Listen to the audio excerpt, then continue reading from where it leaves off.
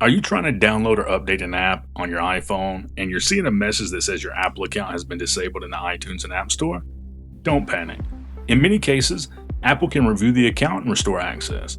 And the good news is, you can start the process yourself online in just a few minutes. In this video, I'm going to show you exactly what to do. Welcome back to the Fix Desk. Let's fix it. One quick thing before we continue.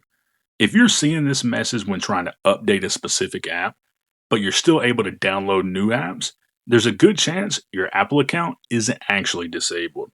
In many cases, the app that was giving you that message that it's disabled was downloaded using a completely different Apple account, and that's the account that's disabled. So if you can download new apps but are unable to update one, the issue's tied to the old Apple account. In that situation, you need to delete the app and download it again under your current Apple account, or attempt to enable the old one. Personally, I delete and download again. All right, but if you're unable to download or update apps, then we're going to go to Safari and we're going to type in getsupport.apple.com. Now, since my Apple account isn't actually disabled, I can't submit a real request. But if your account is disabled, you'll be able to continue through the process and submit a reactivation request directly to Apple. But I'm going to go through the steps and show you what it looks like. So here you're going to scroll down and you'll see a few options, but we're going to look for See All Products and hit Choose a Product.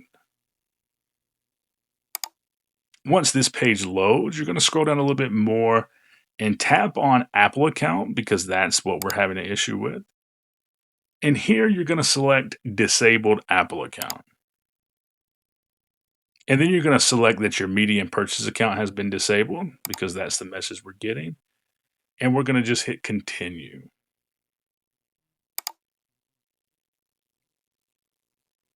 And you see here it says that get started, and you'll just select that option. It'll prompt you to sign in. Go ahead and do so.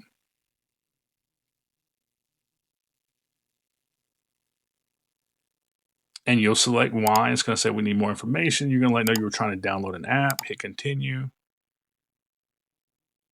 And you see mine, it says it's already enabled. And this is what I was talking about earlier. But if you go through these steps and your account's disabled, it's going to let you know that. And in many cases, Apple may simply re-enable the account right after initial review. In other cases, it may take longer.